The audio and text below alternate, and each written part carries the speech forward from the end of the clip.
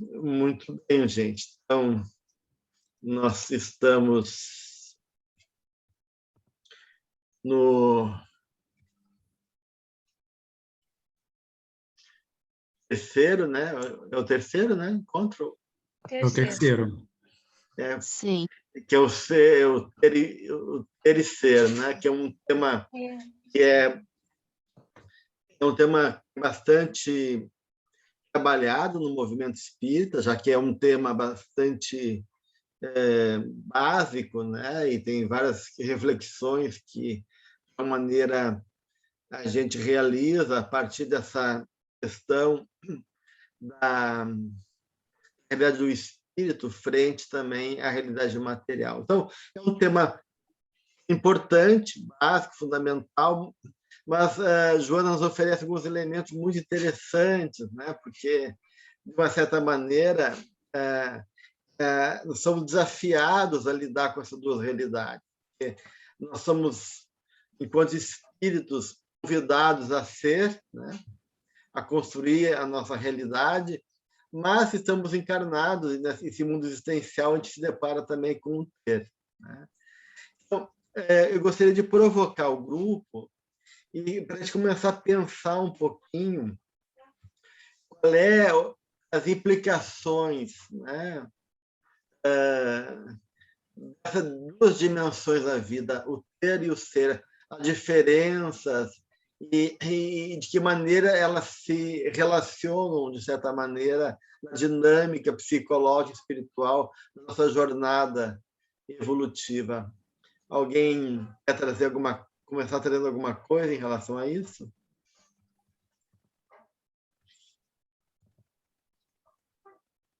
Eu diria que o T a gente sabe o que é, e o C a gente não descobriu ainda, sabe? Tá certo, Celina. Mas assim, daquilo que a gente entende, né? Qual é o que está implicado, qual é a dimensão, como a gente vê essas duas dimensões, como é que você entende essas duas dimensões da nossa realidade? Acho que a gente tem... Fala, Zelinda, fala. Acho que a gente tem tanto prazer no T, Gelson, que o C fica inapercebível, sabe? A gente precisa ter um momento de sintonia com a espiritualidade para a gente poder reconhecer o ser em si próprio. No dia a dia, o nosso sensorial é muito forte, ele vibra no ter, entende? Ele vibra nas coisas materiais, nas posses, até nos seres humanos, quando o sentimento é de apego, ele vibra, sabe? Vibra nas coisas tão mundanas que o ser fica desconhecido para nós, eu sinto assim. Temos que fazer muito esforço para a gente reconhecer o ser no nosso dia diário, no nosso hábito, sabe? Na nossa rotina. E o ter não, o ter é muito, muito, muito presente. Uhum. O ter, para mim, é assim, exato o que você falou, muito terreno, muito aqui, muito, mas também pode ser cultura, pode ser adquirir, né? Adquirir conhecimento também é do ter, mas o ser, ele já está falando, já é o nosso interior, é o ser espiritual. Então, é claro que vai ter sempre uma luta entre o ter e o ser, porque o ter, a gente lembra muito do materialismo, mas com o tempo, quanto mais nós demos importância para o ser, para o nosso ser, nosso ser interior, daí aquele ter vai ficando mais pequenininho, pequenininho, e não diminui não, porque nós estamos, quer dizer, não desaparece não, porque nós estamos ainda no mundo aqui, né? Mas eu acho que com o tempo, em muitos mundos mais evoluídos, o ser realmente é o primordial, é o principal. Uhum. Gabriele? Bom, respondendo de uma forma rápida que vem na minha cabeça, seria o ego e o self, né? O ter seria o mais puxado para o ego e o ser seria o self. E aí, dizendo em outras palavras, eu estava lendo um resumo da filosofia de Sócrates e Platão, no livro do Evangelho, no Espiritismo, né? E falando que a gente não tem que viver só para essa vida, a gente tem que viver para a eternidade, né? E para isso a gente tem que ver os valores que a gente vai agaranhar e que consegue levar além de agora, mas para todo sempre, né? É isso que eu queria falar. Anne?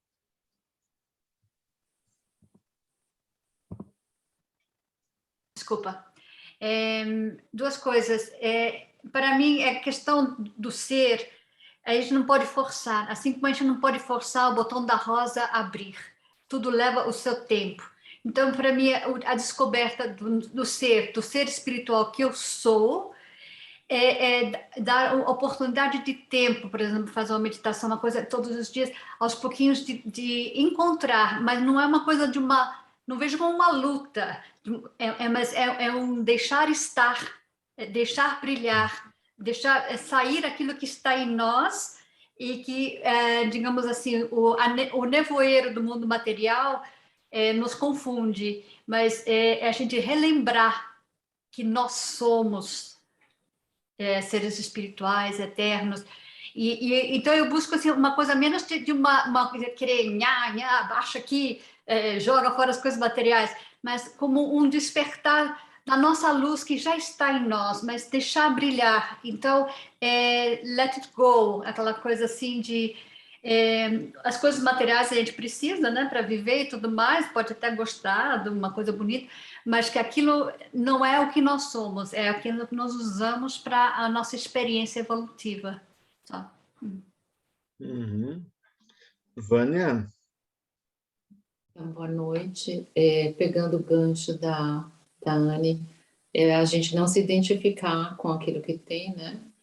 E o que me chamou bastante atenção aqui no estudo foi que a Joana fala, né, que o que a gente tem passa e a gente deixa de possuir porque é transitório, e aquilo que a gente permanece e não se consome.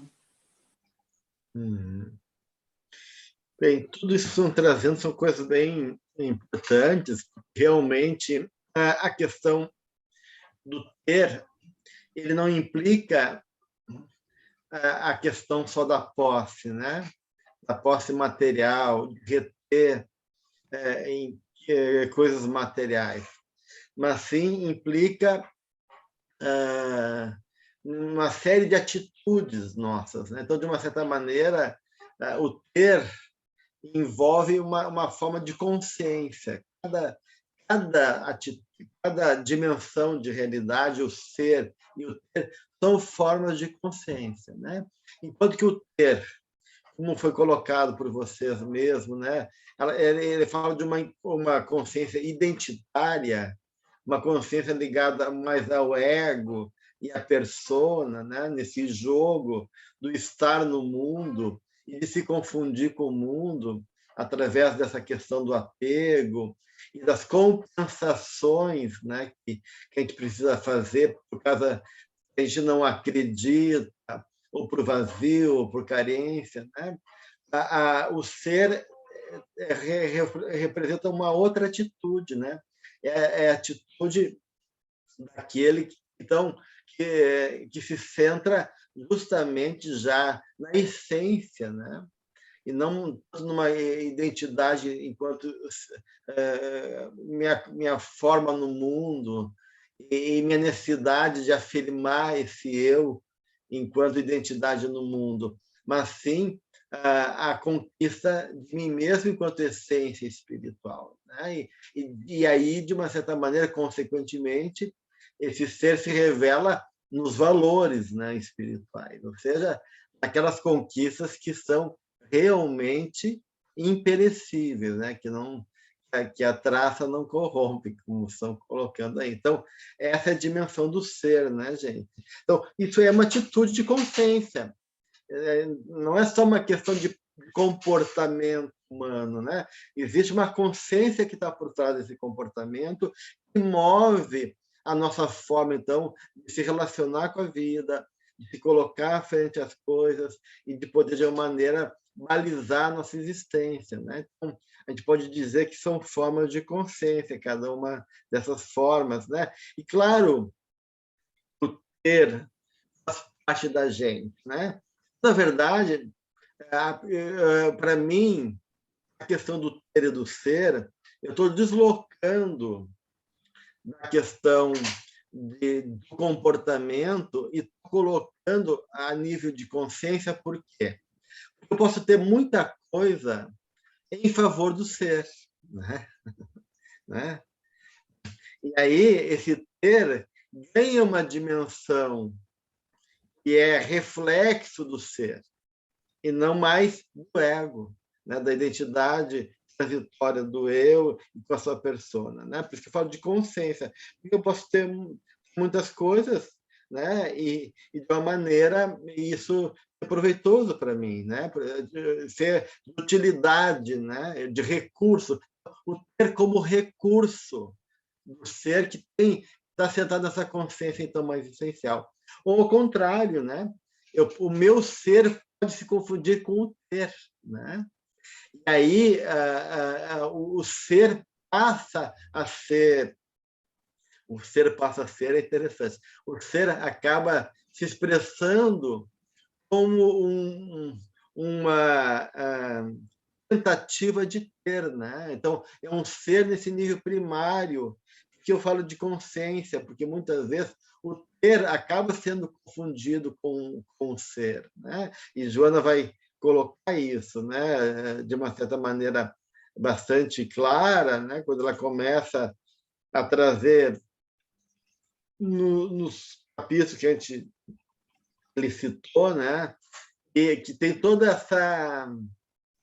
essa dimensão emocional aí que está em jogo também nessa dinâmica do ter e do ser. Ela vai falando assim que, como a gente tem uma faixa grande de infância, né?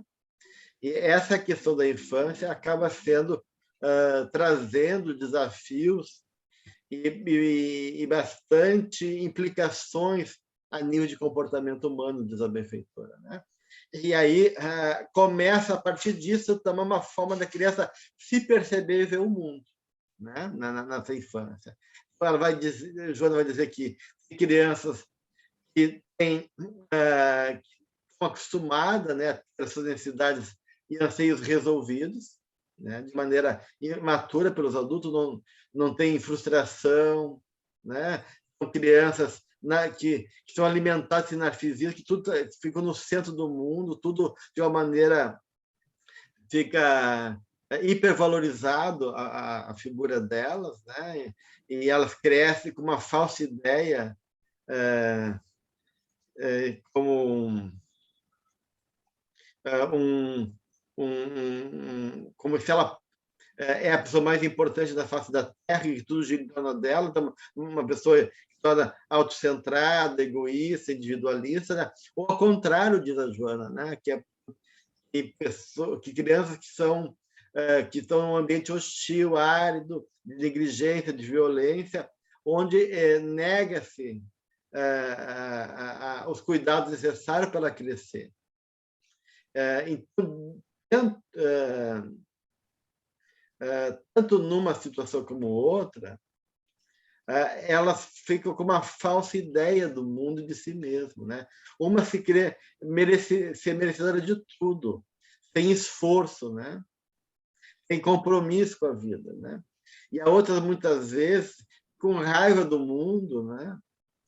E quer compensar essa raiva buscando, então, também, pela voracidade, né?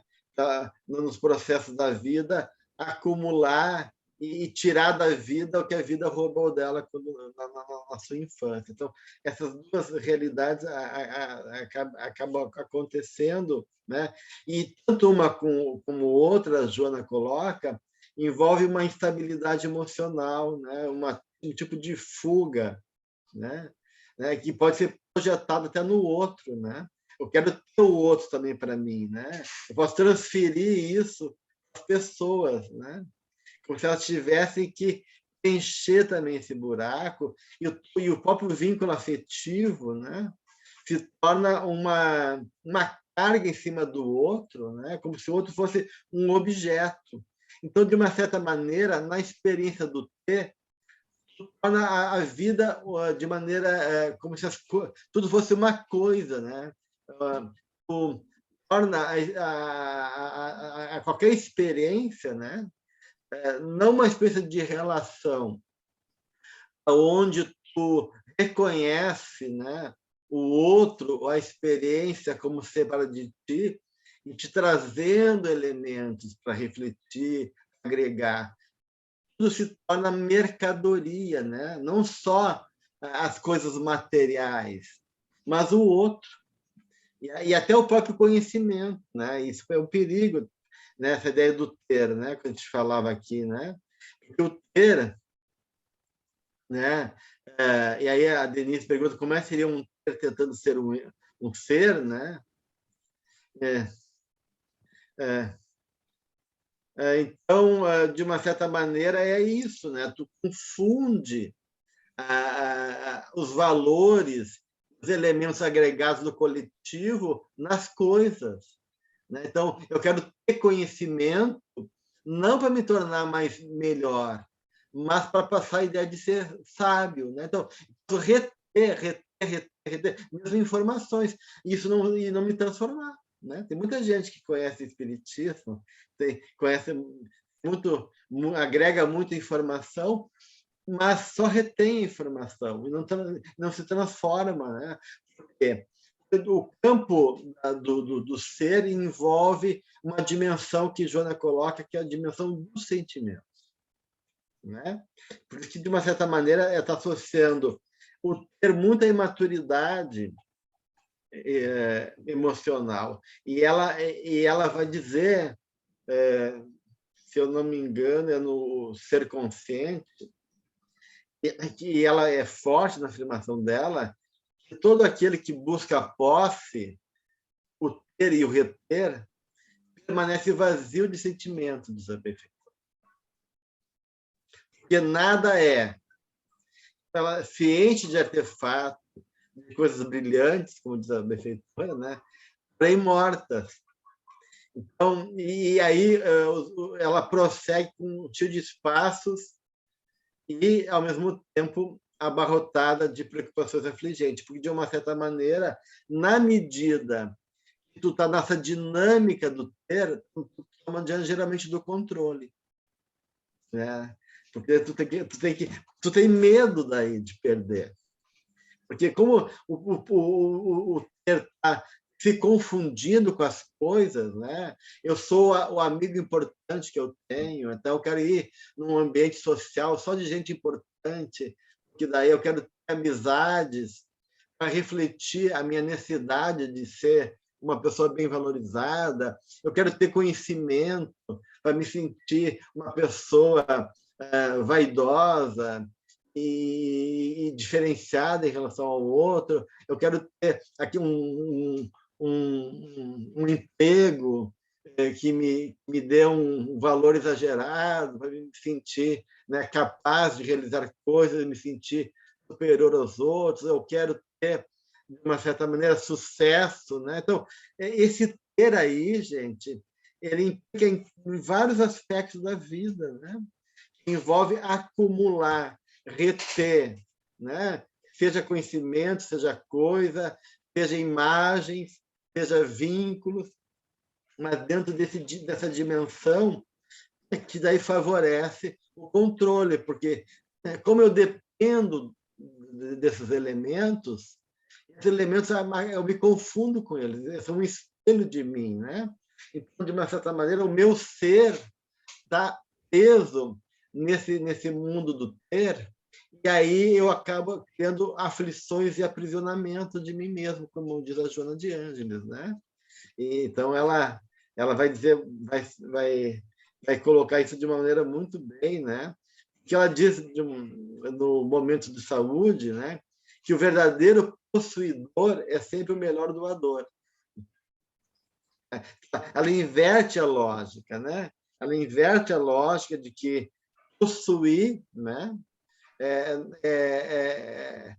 Coisas, ou fazer da vida ou das pessoas coisas, é uma forma de limitação de pobreza espiritual. Porque aquele que possui, doa, né? Porque, na verdade, que eu tenho em mim, como parte da minha natureza, eu não tenho que perder. Não preciso controlar. Eu não preciso ficar ansioso. Eu não preciso ficar, digamos assim, inseguro, né, em relação à vida. Que é algo que me define como parte da minha natureza. E eu posso, na minha abundância do ser, me entregar, me doar, né? Então, ela vai dizer, o que se tem, deve-se, né? Então, a pessoa que quer ter, acaba endividada, né? Dividida e devendo-se assim a vida. E quando se oferece, ela diz, a gente se possui, né? Quando se oferece, a gente se engrandece e agrega novas qualidades, novas realidades da vida. Então, de uma certa maneira, a verdadeira posse, né, como diz Joana de Ângeles, ela se apresenta como um bem que se esparze, proporciona alegria, né? Em vez de armazenar. O ser possuidor realmente de qualidades, de valores, né? Porque a gente vai, né, conquistar coisas, né? Ele, de uma maneira, ele é gerador, que esse ter dentro dele, ou ter enquanto recursos que a vida lhe oferece, significa agir de maneira criativa, bondosa, como recurso que pode ser gerador de alegria e felicidade, e não recurso que se armazena, que permanece inútil, né? Então, de uma certa maneira, essa verdadeira doação que a Joana coloca, né, ela enriquece aquele que a faz e também beneficia aquele que recebe, né? Então, a gente tem essa falsa ideia que aquela pessoa que economiza e guarda valores amoedados pode ser rica, né? Mas muitas vezes ela é plena mesmo de mesquinhez, apaixonada, né, por esses elementos a qual se faz prisioneira. Então, de uma certa maneira, o que a gente tem que cuidar, né, é a riqueza do ser, né, e não das coisas materiais que a gente coloca. E essa riqueza de Joana não é nem boa, nem ruim, né? Esses elementos que a gente agrega com parte do numerário, do recurso que a gente tem, vai depender muito mais, então, da forma como a gente opera com eles, né? De uma certa maneira, né? Que envolve uma pobreza de sentimentos, que fazer eu reter e me confundir com a coisa material, ou de transformar isso, né, em algo positivo na vida das pessoas. Então, de certa maneira, o que envolve a ganância, envolve o se perder de nós mesmos, envolve controle e dependência, envolve apego, e apego gera medo, né, o medo de perder, empobrecendo o indivíduo. Então, tudo isso está ligado a essa dinâmica do ter. Eu sou Li.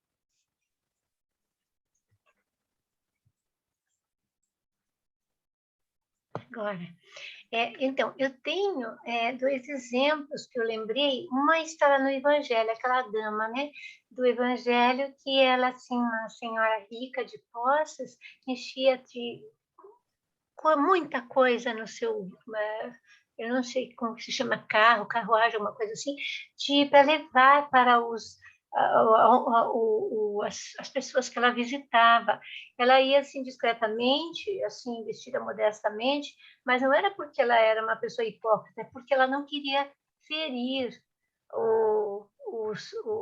aquelas pessoas ali. E ela ia com a filha para ir mostrando para a filha também. Então, isso é uma coisa muito linda, porque ela era uma pessoa rica, dama da sua cidade, inclusive, essa palavra mesmo está no Evangelho. E ela fazia o seu trabalho de amor, porque ela tinha amor àquelas pessoas. E lembrei também, Doc, de Emmanuel Swedenborg. Ele era de uma família riquíssima, extremamente rica, aqui na Suécia. O pai era arcebispo, não sei o quê, diz Clara. A mãe, ele casou com a mãe já era uma pessoa extremamente rica, quer dizer, ficaram mais ricos ainda. Então, o que aconteceu? Os filhos que nasceram tinham muitas condições, né? E o Emmanuel era o terceiro da turma, muitos filhos tiveram. A senhora era 15 aninhos quando ela casou com ele, com o pai do... E o Swedenborg, ele utilizou a sua fortuna não para diversões, para estudar, se formou em tanto, ele era um gênio, se formou em tanta coisa, e ele foi também, por isso que eu fiquei sabendo, que ele foi não é Américo Vespúcio, ele foi um grande Galileu Galilei foi. E então ele usou a sua fortuna para instrução, para se instruir, e ele usava as suas patentes do que ele inventava, que ele era um enorme de um inventor e descobridor, ele não pegava para si. Ele dizia, não, isso é para ser utilizado pela humanidade. Isso é desprendimento. Eu já lembrei dele também, sabe? Por isso que a Joana vai colocar, né, que o homem ele nasceu para a autorrealização, né? E esse processo faz dele um agente, né, dentro do grupo social do que ele se encontra, a fim de justamente promover, né, o ambiente, progresso. E crescendo juntamente com aquele ambiente, né? Então, todo o processo da vida, né, a dinâmica da vida, envolve realmente recursos, envolve as próprias dificuldades, né? Desafiam, ou seja, a gente tem estímulos-desafios, né? E a posse é um estímulo-desafio, assim como o sofrimento, como as questões da vida, assim por diante, né? A qual a gente é necessário para que a gente possa criar realmente um processo de vida rica e de possibilidade de renovação. Agora, o que acontece, né? O Joana fala que, na medida que há um prolongamento da vida infantil, e a gente começa a criar mecanismo de escapar da realidade, porque ela sempre vai colocar a importância de viver o aqui e agora e viver o que se é por inteiro e não fugir da vida, né? Joana, em vários momentos, ela fala a importância de viver a vida por inteiro e enfrentar a realidade. Quando a gente começa a fugir, né, da vida, ela diz que começa que a existência acaba se tornando um jogo. E aí, os bens materiais, assim como as pessoas, se tornam brinquedos na mão desses indivíduos infantilizados nesse jogo, onde esses elementos acabam sendo parte desse movimento de querer possuir, né, as pessoas, os outros, e reforçando, né, esse empecilho do amadurecimento, né, que envolve discernimento, que envolve abrir mão de si, que envolve saber lidar com a frustração, e que, de uma certa maneira, diz Joana, esses mecanismos de fuga do ter acaba sendo responsável por uma dinâmica de insegurança. E por isso que a pessoa começa a amontoar coisas e cuidar do ego, né? Em detrimento de sua identidade integral, né? E aí, sem se darem conta, elas vão se desumanizando, né? Ou, de uma maneira, se colocando muitas vezes como um semideus, né? Ou, né, satisfação de suas frustrações, né, e caprichos como uma forma de não ter que olhar seu sentimento de desvalia, de rejeição, né? A gente vê isso muito na dinâmica dos acumuladores, né? A gente vê assim que o transtorno da acumulação é uma coisa que cresce cada vez mais no mundo, né? Tem um monte de gente que é acumulador e essa acumulação, muitas vezes, a gente vê na história dessas pessoas, elas vão perdendo a conexão com o sentimento e com o valor delas, né? Ou elas querem hipervalorizar as coisas, né? Pegam um lixo, pegam coisinhas na rua, pegam um toquinho de coisa, uma forma de tentar ver valor em tudo, que no fundo há um desvalor muito grande, né? Ou porque elas querem preencher esse vazio que elas sentem, né? Retendo as coisas que elas não acreditam que podem ser amadas, né? Ou não conseguem amar. Então, tivesse muita história de pobreza emocional, né? De rejeição, de perda, né? E de uma perda de conexão então, com o ser, né? E com o significado da vida. E aí vai justamente criando, né, esse comportamento sério aí, de acúmulo de objetos, né, de acumuladores patológicos que acabam, de uma certa maneira, presentes no mundo inteiro. A gente vê isso cada vez mais presente na nossa realidade aí, né? Ainda mais numa sociedade que vai perdendo, né, essa noção de afeto, de comprometimento, e sem uma religiosidade também, né, que dê sentido à vida. Tudo isso vai levando, né, junto com esses traços que eu falei para vocês, da insegurança provocada pela falta de maturidade e por esses processos emocionais não elaborados, né, a gente vai, de uma maneira, fixando nos valores externos e nessa relação com as coisas uma forma de compensação do seu buraco interior, né? Celina? Gelson, eu não tenho mãozinha. Pode falar. Olímpia, pode falar, então. Não, Gelson, que aqui no item aflições da posse e da não posse, eu achei assim tão profundo, né? Eu penso que corrobora do que tu estás falando, quando ela diz aqui, são tais paradoxos humanos que produzem as vidas vazias, as vidas ressequidas, a falta de sentido existencial e de significado para lutar-se e crescer interiormente. Descobrindo-se a real felicidade de viver. E aqui no parágrafo seguinte, eu não vou ler tudo, mas ele diz aqui, se de um lado existem os escravos do que têm, enxameiam no mundo aqueles outros estranhos dependentes da não posse, cujas vidas somente adquiriram qualquer significação se possuíssem. Quanto mais adquirem, mas esperam reunir, transferindo para o futuro as suas aspirações e vivendo do que falta, em tormentosa conjuntura neurótica. Então, passa pelos transtornos mentais, Gelson? É a minha pergunta. Pode emocional, quando potencializado, né, Olímpia, né, e se tornando um traço de personalidade, ele pode, de uma maneira, ocupar um lugar na minha vida que se torna um transtorno mental. E aí a Joana está falando dos dois lados da moeda, né? Tem aqueles que acumulam por excesso, né? E então pode ser, já escovou o dente? Mariana, teu microfone está aberto. Então tem aqueles que são tem esse exagero da posse, né?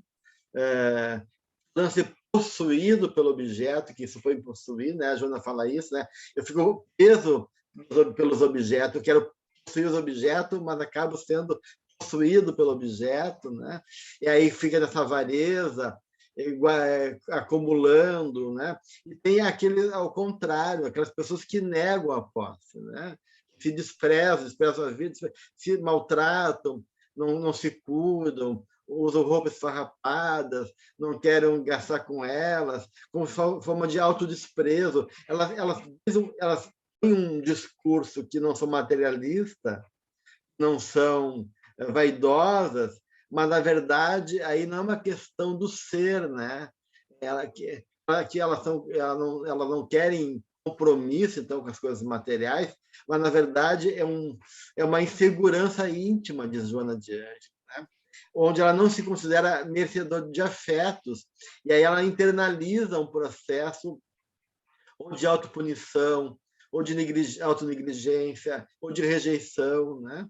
E aí ela não se interessa de um cuidado, é falta de amor próprio daí, né? Então, tanto numa dinâmica e na outra, essa é a questão da imaturidade emocional, da questão do medo ou da impossibilidade de ser amado, de amar, vão irromper no processo interno dela e que se converte ou em paixão pelas coisas ou uma autorrenúncia, uma forma não de transformação, mas uma forma de punição e de rejeição de si mesmo, né? Então, essas duas coisas pode acontecer. Ela está explicando nessa passagem que a Olímpia ali citou para nós, né? Zelina, quer colocar alguma coisa?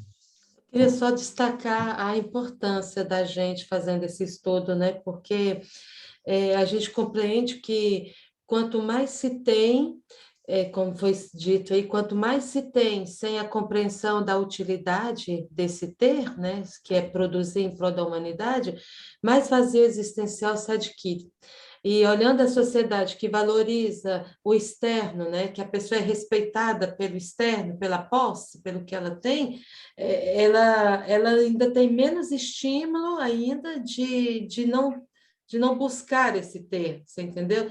Então, assim, acho que hoje a gente tem uma visão que é de grande compaixão para com os de posse, que não tem essa realidade interna da espiritualidade, porque nós, por mais que não consigamos ainda ser, obviamente, mas a gente já está no esforço de despertar esse ser espiritual, já está acordado, a gente já não busca tanto ter, a gente já sentiu o gostinho do ser, em alguns minutos da nossa vida a gente já sentiu o gostinho do ser, e já viu que nem compara com o ter, que ninguém troca esse ser pelo ter, pelo menos os que já sentiram, nunca mais vão querer trocar. Então, assim, desperta em mim um sentimento de compaixão muito grande, sabe? Por uma sociedade que, infelizmente, precisamos dessa dor doída, sabe? Que é o Covid, perde tudo,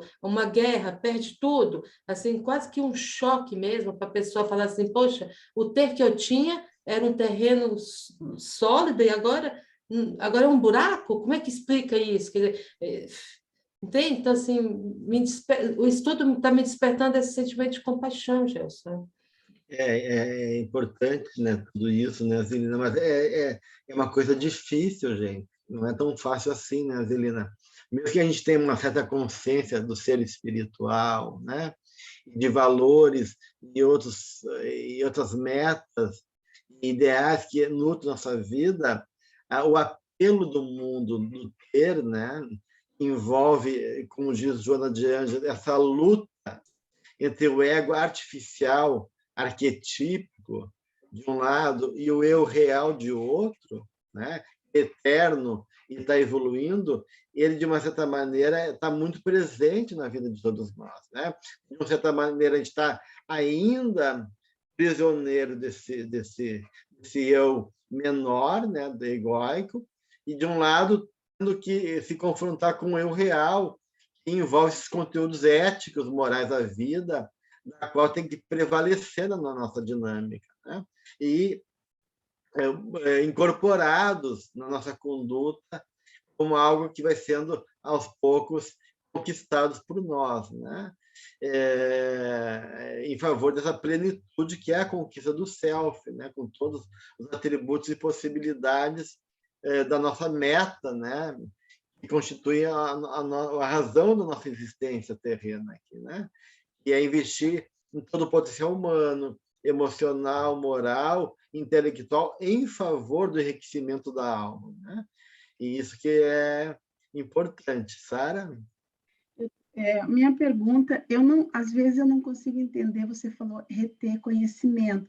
Dentro do próprio movimento espírita, você vê as pessoas, às vezes, querer reter conhecimento. Eu li um livro, mas eu li esse livro, não diz o nome. As pessoas, eu não sei se eles querem guardar para eles, ou é uma infantilidade, ou não passam, não querem passar o conhecimento. O que é isso? Às vezes eu não entendo. Por que isso? Por isso, né, Sara, é um jogo de poder, né, que envolve, quanto mais essa fantasia, quanto mais tenho, né? Quanto mais eu tenho, quanto mais eu acumulo, mais a impressão que eu tenho algo especial, né? E, na verdade... E deve ser complexo nosso, de inferioridade para o outro, se mostrar mais forte. Eu várias imagino. Várias questões que estão aí. E porque a gente tem que ter muito cuidado, a Joana coloca, de ter uma vigilância em todas as armadilhas do ego. Que a gente é hábil em disfarçar nossos propósitos. A gente está assim, cheio de propósito, né? E, no fundo, né? A gente está, digamos assim, escondendo a necessidade do ego, né, ali por trás, né? E aí, uma das grandes questões que estão em jogo é justamente essa desidentificação, né? Esse rompimento dos apegos e das paixões, né? Para poder fazer um trabalho de libertação em favor de nós mesmos, né? Então, a Joana fala uma coisa bem importante nessa dinâmica do ter e do ser, que é para poder conquistar isso, né? Romper a armadilha do ego e realmente se libertar em favor de superar os apegos, as paixões, a gente tem que rever a questão do amor, a noção de amor que nos move. E ela fala uma coisa bem importante, que, de uma certa maneira, o amor próprio deve ser revisto, diz ela, a fim de ser substituído pelo auto-amor profundo. Ela faz uma diferença entre amor próprio, muitas vezes esse jogo do ego, né, que dá, é amor próprio, né? Mas muitas vezes esse amor próprio não é um amor verdadeiro. É um amor mesquinho, é um amor apego, é um amor egoísta, diferente do auto-amor profundo. Não tem resquício egoístico, né? Então, enquanto o amor próprio ele pode ser gerador de personalismo doentio, que leva a conflitos que pode ser evitado, né, em função dessas ilusões. O auto-amor profundo, né, tem a ver com essa noção de reconhecimento que eu sou amado por Deus pela vida e que eu me amo. Então, não preciso estar afirmando, né, esse jogo, muitas vezes, que as pessoas têm, né, do amor próprio, em que envolve, muitas vezes, esse jogo de desprezo pelo outro, ou um excesso de vaidade, e assim por diante. Então, eu acho interessante esse trocadilho aí que ela coloca entre o amor próprio, que tem que ser revisto, e ser substituído por aquilo que ela chama de um auto-amor profundo. Né? Então, isso é uma coisa interessante, né, gente? Né? Sim, eu sou bem. Então, sabe que eu que lembrei também que esses casais que ficam bem velhinhos juntos, sabe? Coisa mais linda, andando com a mãozinha dada também, eu acho lindo, maravilhoso. Eu já tive a oportunidade de perguntar, e o desprendimento, quer dizer, o amor verdadeiro, o amor profundo, ele abarca o desprendimento. Parece paradoxal, né? Mas não, ele abarca, a pessoa se desprende de alguma forma. E tem a ver também com isso que você falou há pouco, né? De se desprender, quando se ama muito a si mesmo, vai compreender e se desprender de si mesmo, em prol do outro, em prol de largar as coisas, vaidades, acumulação e coisa e tal. Então, eu acho que é por aí mesmo, sabe? Deu um ahá agora, nesse instante. Porque a gente não pode esquecer que o amor é um tipo de razão, né? É a razão do coração. Então, é capaz de poder compreender profundamente o outro, de poder avaliar com cuidado, de poder me colocar no lugar dele. Isso envolve justamente tudo isso que tu falou, Nelson, e o respeito, a consideração, né? A liberdade do outro, assim por diante, né? Isso que ela vai falar, né, da importância nesse processo desse jogo, né, desse confronto entre esse ego teu ilusório, né, e o eu real, da importância das aquisições espirituais, né, alargar o nosso entendimento, né? E ter uma compreensão melhor da vida. E aí construindo, né, uma realidade em nós e na relação com o mundo de um significado mais pleno, né? E um objetivo também em relação ao nosso movimento diante da nossa encarnação, né? Então, ela fala assim que o ser ele acaba construindo, ele é portador de uma visão correta a respeito de como como se deva proceder, né? E aí a gente vai se libertando dos fatores degenerativos que estão presos na nossa personalidade, fixados, né? E que acabam sendo esses elementos que geram aflição, neurose, doença, insatisfação, né? E daí a gente não precisa disputar mais vaidades, a gente não vai se sentir afetado diante das agressões, né? Porque elas acabam perdendo a importância. E aí a gente é movido por aspirações mais elevadas.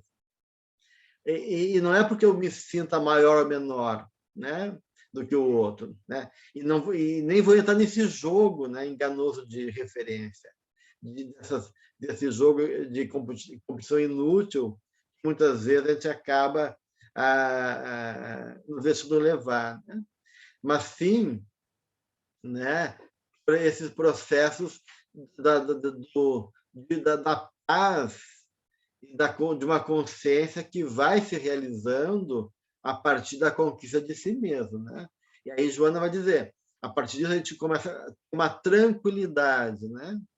Porque a gente acredita, né? A gente sabe que a gente vai poder dispor de tudo que é necessário, do que é essencial, né?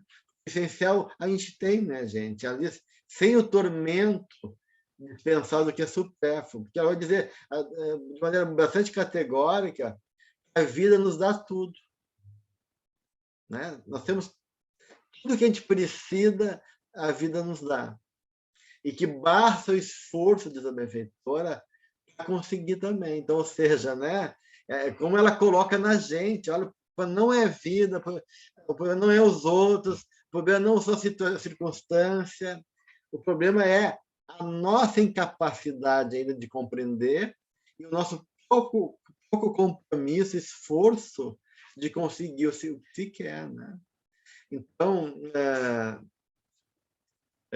então de uma maneira, essa conquista, na qual a gente não fica prisioneiro de ninguém, nem precisa reter os bens, né? Porque não nos pertence, né? A gente sabe disso, né? Uma hora a gente vai ter que sair daqui, né? E deixar tudo de lado, a gente deixa o nosso corpo, a gente deixa a realidade enquanto condições que a vida nos apresenta e conquistas materiais, né? E a gente fica conosco mesmo, né? Então, a Joana falou que a gente tem que trabalhar em favor das raras moedas que realmente a gente necessita. E o que são as raras moedas que são essenciais para a nossa vida? Saúde, paz, alegria, trabalho e autorrealização, diz ela. Né? E na medida que a gente, então, se ocupar com essas moedas essenciais, né? Ela diz que em favor da nossa jornada humana, né? Então, com certeza, as portas do futuro se abrirão em favor, em rumo da nossa imortalidade, diz a benfeitora, né? E a nossa meta final e única também, diz ela, né? É a nossa meta final e única, né? Então, que a gente tem que realmente sempre, de uma certa maneira, não é que a gente tem que abrir mão, então, das posses ou desprezar a vida material. Não. Então, o que está em jogo aqui é a nossa atitude, né? Nossa atitude de como a gente lida com as coisas.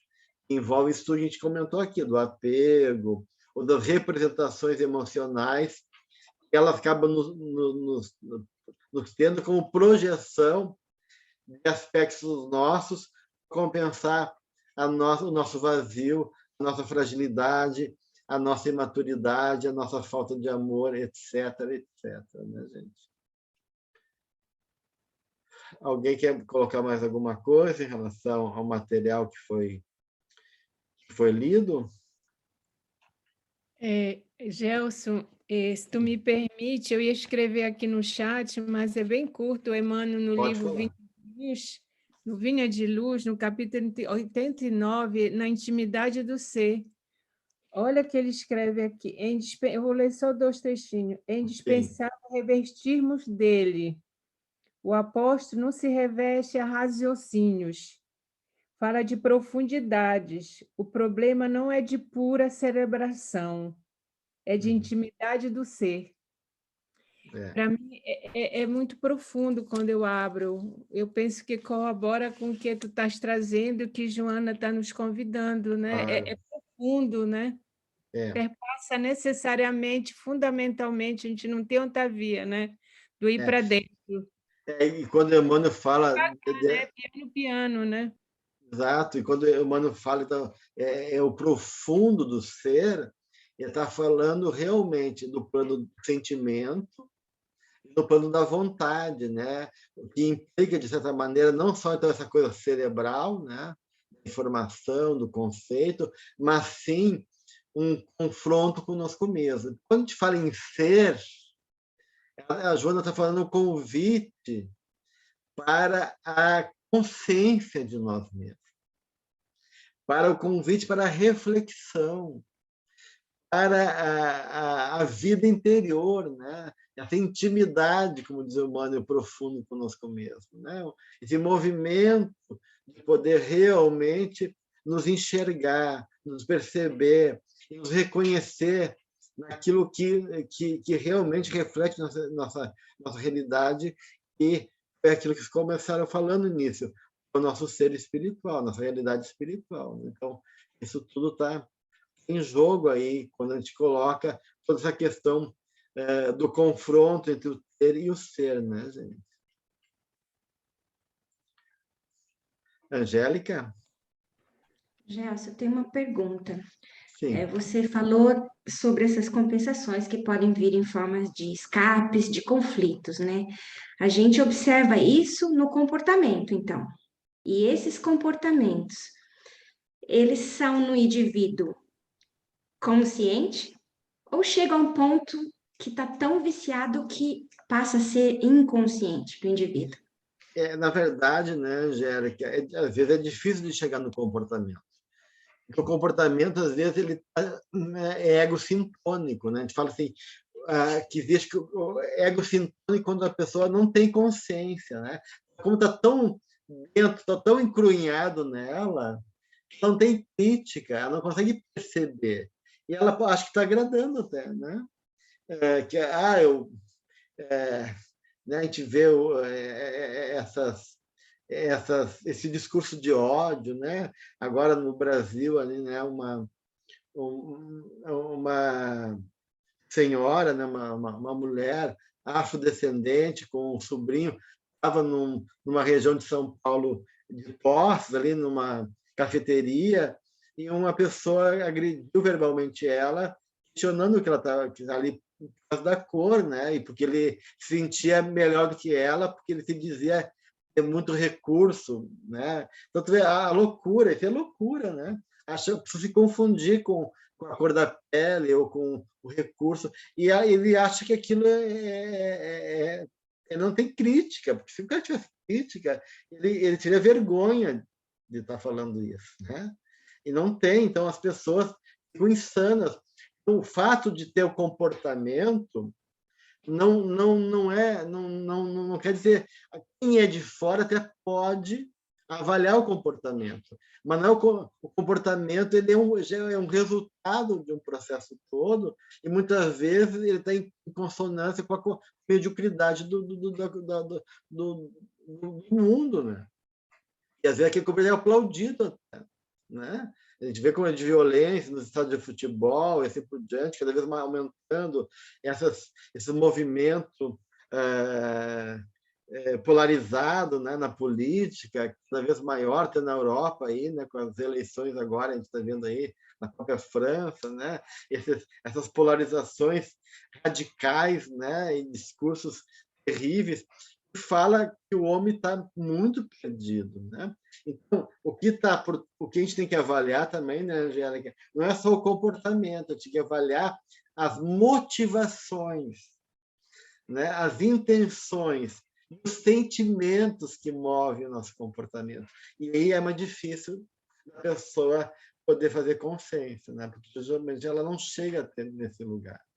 A gente acha que nem, infelizmente, né, a barbárie, né, ainda está muito presente no ser humano. Tem um vernizinho de cultura, mas descasca muito fácil, muito rapidamente. Aí, né? Obrigada, Gelson. Então, realmente, por isso essa importância, né, dessa... que a Joana fala, e que o Emmanuel coloca como o mais profundo do ser, Joana falar, né, que a gente acaba criando um mecanismo de evasão da responsabilidade e sentindo fragilizado, a gente acaba fixando nesses valores externos em busca de destaque. E aí a gente ignora a nossa realidade profunda. E muitas vezes a gente não quer enxergar. Não é nem que a gente não pode enxergar. Às vezes a gente não quer enxergar. Né? Tiago?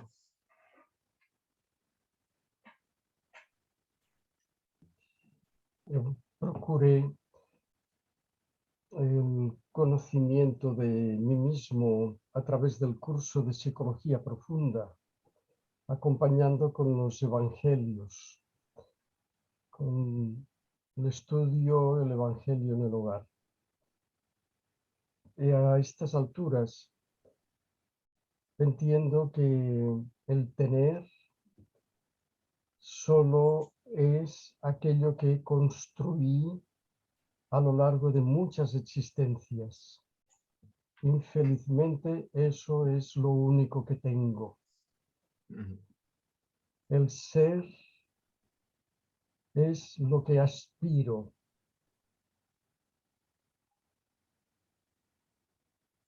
Por isso que Santiago, a vida, né, acaba sendo a melhor escola. E porque a gente ainda não pode abrir mão do sofrimento, do embate da vida.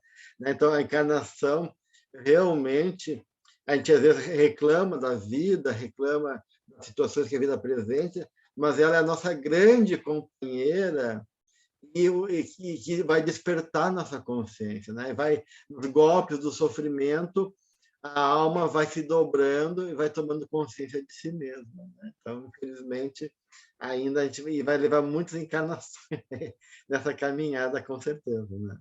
Además, en la presente existencia, tal vez me corresponde el experimentar aquello que yo produje en sufrimiento a otros. Sí. En esta existencia estoy recogiendo esse resultado. Eso es todo lo que tengo. Com certeza, né? Aí está a perfeição, né, da sabedoria do amor divino, a lei de causa e efeito. Né? Então, a vida acaba sendo um espelho de nós, ela nos confronta e nos devolve para nós mesmos, né, Santiago? Então, a gente carrega realmente aquilo que a gente semeou aí, e a gente tem que vai dar conta disso de uma certa maneira. E essa circularidade da vida, né, vai fazendo a gente ir tomando consciência, quebrando ilusões e realmente despertando para uma realidade maior.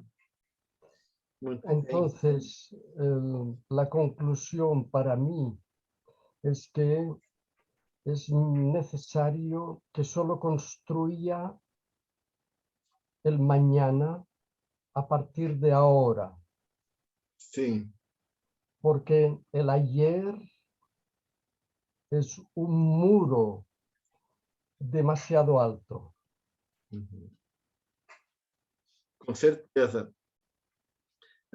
Eu diria, né, que o que a gente tem agora é o presente. O presente é uma síntese entre o passado e a possibilidade do futuro. Então, vivemos bem, né? Vamos viver bem o que a gente tem, a vida que a gente tem em cada momento da nossa existência. Ela realmente é o nosso, é o que temos, né? E é a possibilidade de alguma transformação aqui, né? Nesse momento, nessa hora, nesse instante, e na forma como a gente se entrega e estabelece o nosso encontro com a vida. Ok, vamos encerrar então, gente. Muito obrigado. De nada, eu que agradeço.